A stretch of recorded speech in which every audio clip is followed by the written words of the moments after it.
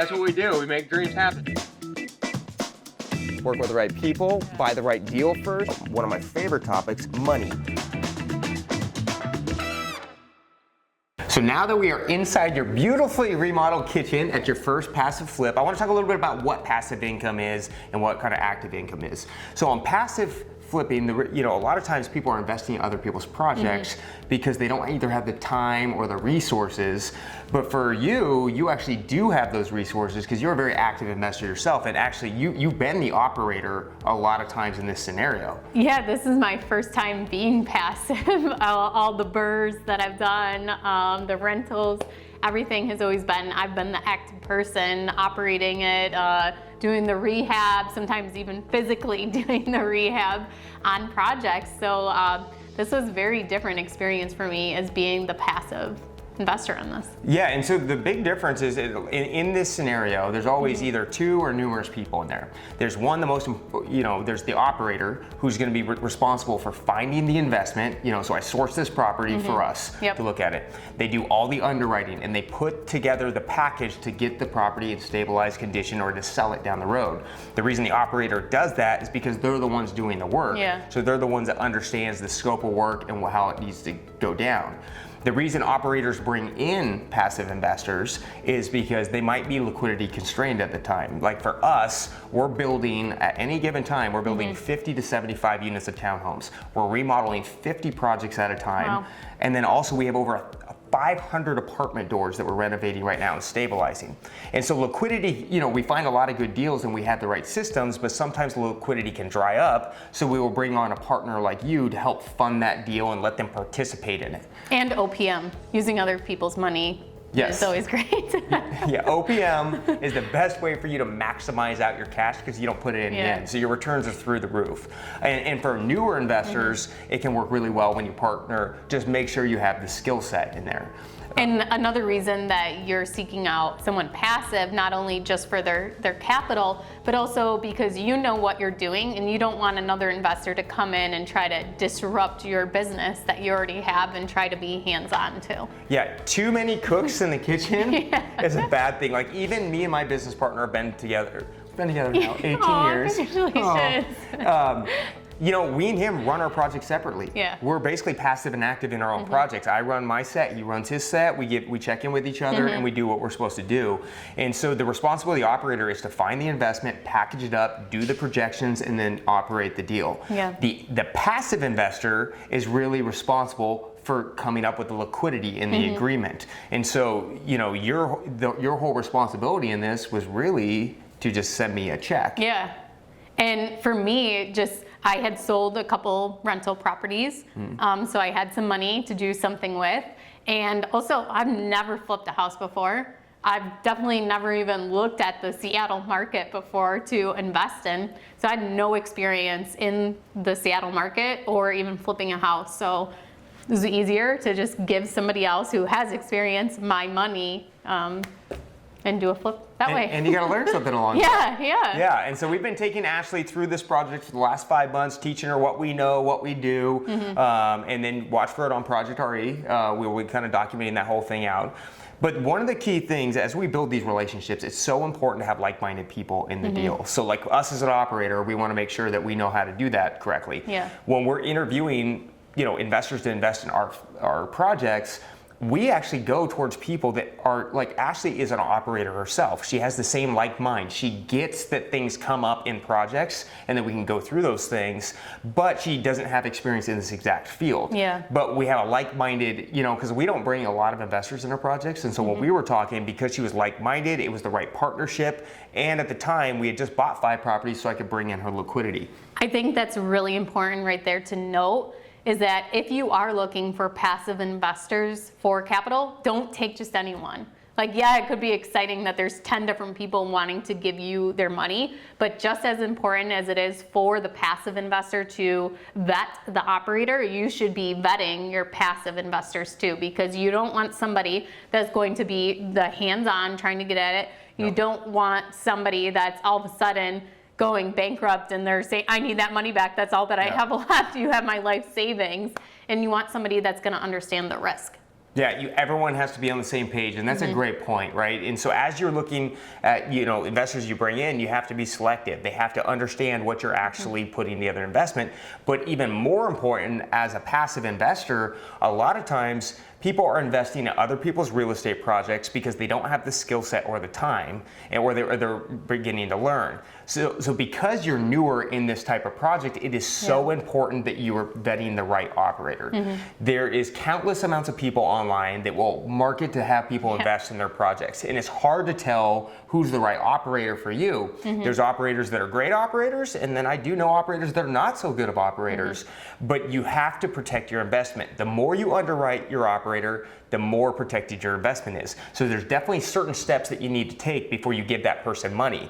Like the first thing that I always do, because I also am passively investing in a project in Arizona with Kehr Beckman, and I had to take steps because I'm not used to giving someone else money to go in the project. And I've known Kehr now for about a year. We got along really well. How important do you think that is, that knowing somebody before you invest with them? Because I mean, we've known each other for probably a year and a half, maybe 2 years before we invested together, and then the same with Kehr. So do you think that plays like an impact, a role as to like, the person's character, some about them? Or do you think that really doesn't matter and you can just as easily find somebody you've never met before to invest with? I actually think it can go both ways. I personally, it depends on your personal preference. I personally am a relationships person. I like when I meet with somebody that's like-minded, I want to see how I can grow with them together. Whether I'm the operator or the investor, or maybe we're just business acquaintances and we bounce things off each other. But I like to know people's core values with anybody I'm partnering with or investing. They could have the best operation in the world, they could have the best team in the world, and they could be finding great deals, but if I don't trust them as a person, that's where, everything is great until it's not great. The wheels can come off. Like right now, interest rates have spiked quite a bit in the last 30 days. That can cause market problems, and if I don't trust that person's making the right decisions, then that can cause issues down the road. But there's definitely like some very important steps that you need to take before you issue anybody money. The first thing that you want to do is you need to verify their background. Like for me and you have been talking for about 2 years, and you got to see the projects that we were doing. We were showing you the numbers. You could see what we're and not even knowing that we would end up investing together. I just got to go on a bunch of your property tours, and you're just very well at being open about the projects you have going on. I remember going to one of your properties where you were just like ripping it apart, and I was like, oh my gosh, like, I am going through this with you, and you're openly admitting all of these things that were done wrong that need to be fixed. So like that right there was something that made me trust you, is that you weren't afraid to call out in front of me and other people mistakes that were being done, and then going through how they would be fixed. Yeah, because you need to make sure if you're investing in someone's engine, you need to make sure that they know they know how to problem solve and fix issues. The same thing with Kehr. When I flew out there, I went and drove a bunch of projects with her, and I was interviewing her like, hey, where did you get that light fixture from? I wanted to make sure she didn't spend $1,000 on the light fixture. Like it was me going through to make sure her processes were dialed in, because again, you're investing in the person, but you're also investing in the processes. And I think right there too, that asking her where she got the light fixture from, I mean, she may not know, someone doesn't have to know exactly where it came from, but that they know the process of how the flip is done. And they understand cost. And the core, and it could be on anything that you're doing, right? If it's an Airbnb, what is your expenses on this unit? And if they can't answer these soft questions, I get a little uneasy, because they're questions that you should know as an operator. So you want to vet to make sure that they have the experience. How many deals have they done? How can you verify those deals? Get the addresses, see what they paid for them, see what they sold them for, see how long the timelines were, and you can verify those things. And like you said, I'm a very open book, and if someone doesn't want to tell me, they're like, well, we just do a bunch of projects, I don't want to send you all that stuff. If I'm an open book, I expect them to be an open book. They should be able to give you their finances. They should give you a printout of, their QuickBooks file even, of showing like, here's a property we did.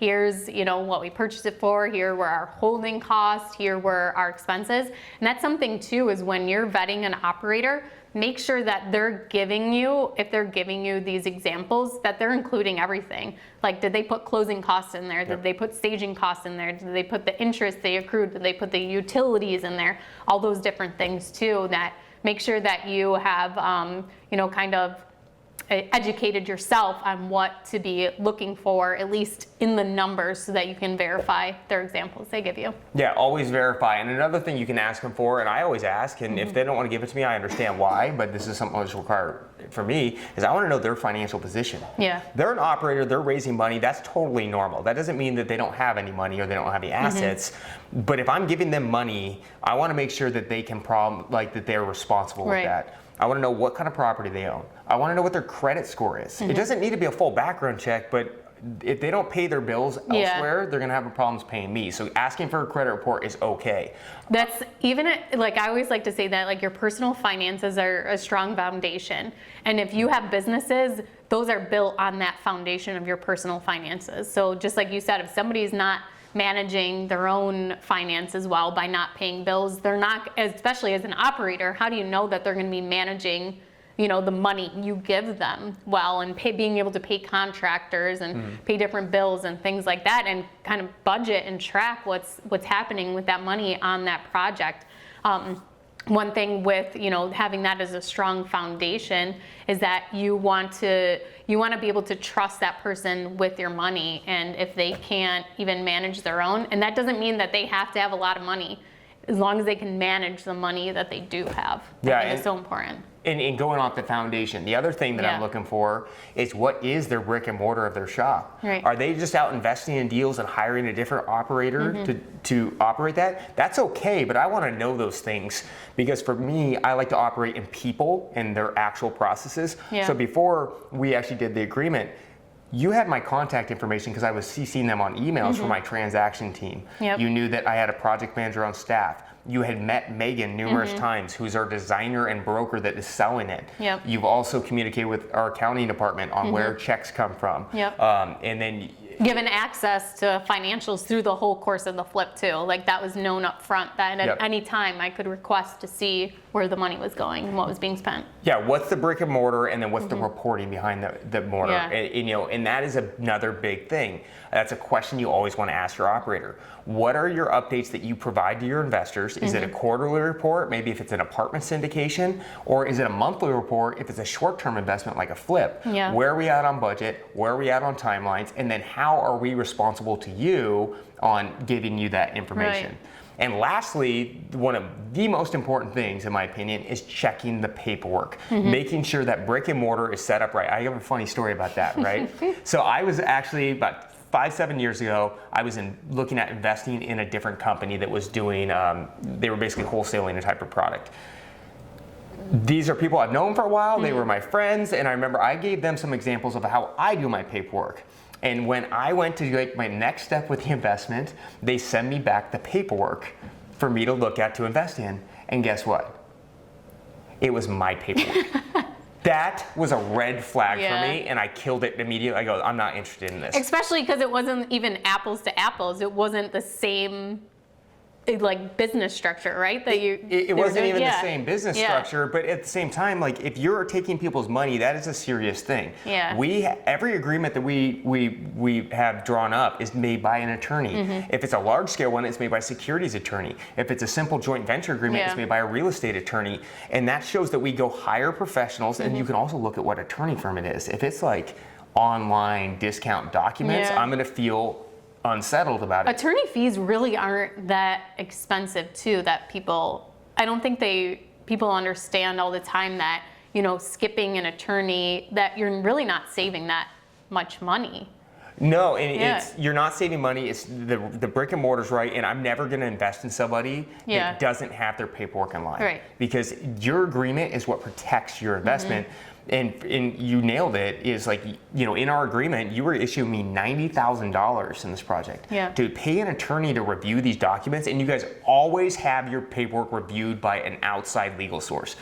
So the paperwork he sent to me, my attorney reviewed it. Even though I trust him already as an operator and his attorney put it together, you always want to have somebody else verify and review that for you too. Yeah, you want to make sure that it's going to hold up, because, you know, and that's, yes, it costs $300 to do that, you know, $200 to $300 scenarios do that, but that's protecting your 90,000. That's a hedge against that at that point. Yeah. So you want to make sure that the paperwork is all put together as well. You know, and so as you're checking and you're verifying some things, there's like key questions that you should always ask the investor, the operator. Right. How long have they been in business for? How many projects have they completed? What's referrals from investors? Like, you could talk to people that so other people that have invested money in you are referrals because they went through the exact process that I'm going to. So talk to the operators and see who are some other people that have given you money, and you can hear from their experience.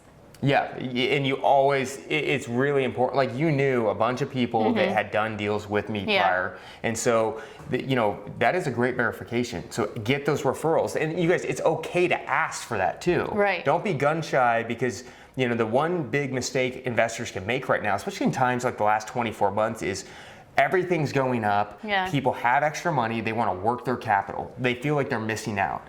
If you still ask those questions, it's okay to ask those and protect your money. And if people don't want to hear them, then move on to the next operator. Right. The operator should be willing to give you that information. Yeah. And then the one other important is you go out and you're interviewing operators. It's all, the next question that I always ask is, what is their structure? There is thousands of different types of ways that people can cut up a deal. You know, like on a part, and we do them all different as well. You know, for like our development site, we don't do 50-50 partnerships like we did on this fix and flip, because we have way more staff. Right. We build them ourselves. We don't hire the contractors in, and there's a lot more costs. So we give out a much lower equity position on that. On our syndication apartment deals, we give a preferred return plus an equity position. And then with our fix and flip, how we did it is we covered costs, or we made up to cover our costs. We charged a fee up front, and then we're making a fee on the back end, and then we're splitting it 50-50.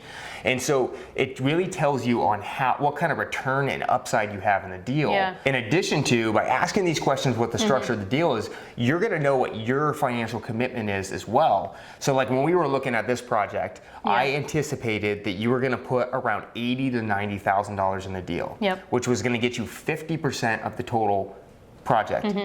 But I said, hey, for some reason, if we have cost overruns, how we're structuring it, either you can put more money in to match the 50-50 meet, or it's going to dilute your ownership down. And so if you're investing, like let's say you gave me $80,000 and we went 200 grand over budget, and I had to come up with that money, and I didn't talk about that with you, and you're thinking you're getting 50-50, all of a sudden you could be walking with 20%, and I'm going, okay, cool, this worked out well. And so you need to know what you're actually investing in, because as a passive investor, you're going through and you're verifying, what kind of platforms do I like?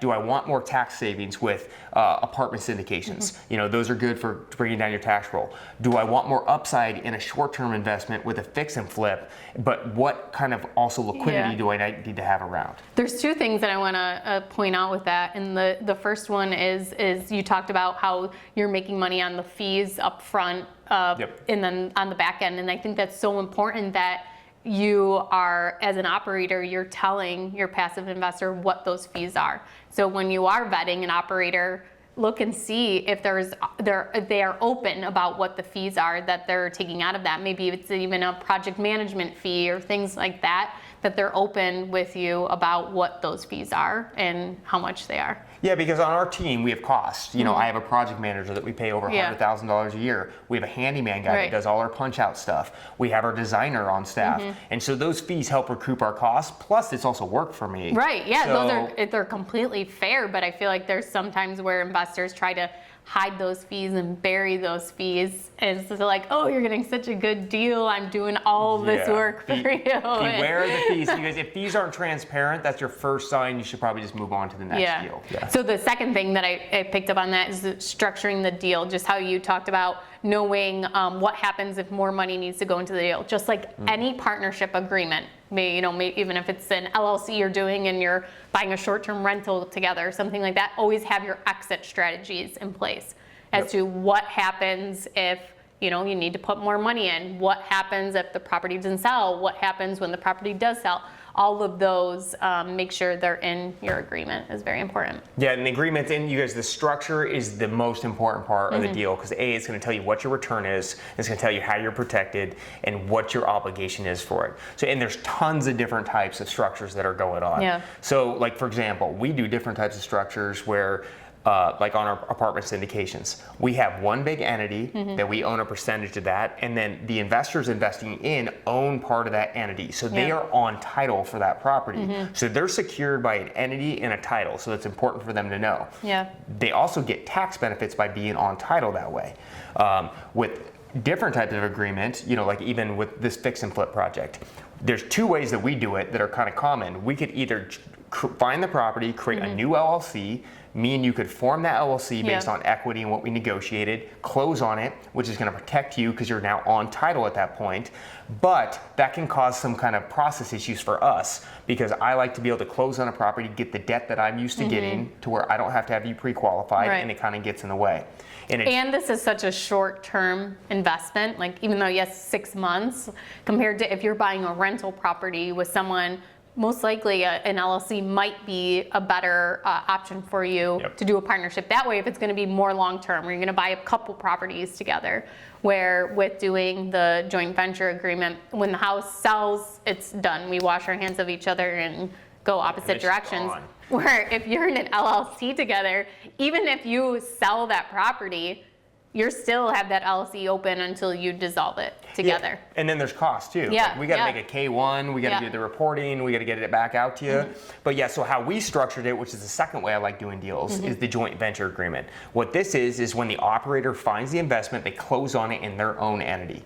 Then they can get any kind of debt, they're signing on the debt. You're not personally liable for the debt, we are at that point.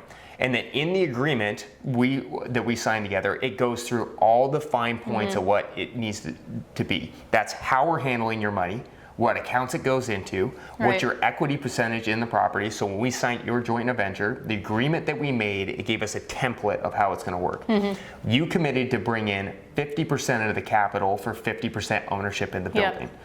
In addition to, the joint venture agreement broke down on what my responsibilities were and your responsibilities were. So it was a very clean, clear outline. My responsibilities were documented that I was responsible for finding the investment, stabilizing it, running the project. It also talked about accounting and reporting, what I was supposed to provide with you. So a very simple blanket joint venture agreement can be risky for a passive investor. It also can be risky for an operator, because if I don't have a good agreement and you're going, maybe I say I give you a report once a quarter and you're calling me every 3 days going, Jimmy, I need the money, I need the money, I need the money. It's going to be stressing me out. So it gives you the template all the way through. And it also talks about in times of issues, right? These are investments. Investments go great, but they also can go bad. And you want to know what happens when it goes bad. And so, or if we go over budget, so at that point in our agreement, I said, hey, Ashley, if we go over budget, we're going to give you it says we're going to give you the option. We're not just going to fund it and dilute your ownership. It says we have to check in with you, tell you where we're at, and then give you the option to either put in more capital to keep your ownership or dilute it down. So it protects each party involved and keeps it very clear. Yeah, I think the one thing too I would add on there is if you're doing, putting together this agreement, when you have your attorney look it over, see if there's things that they think of that you wouldn't think of to be in there, and kind of run through the scenario in your head. So whether you're doing a rental property together, short-term rental, or a flip.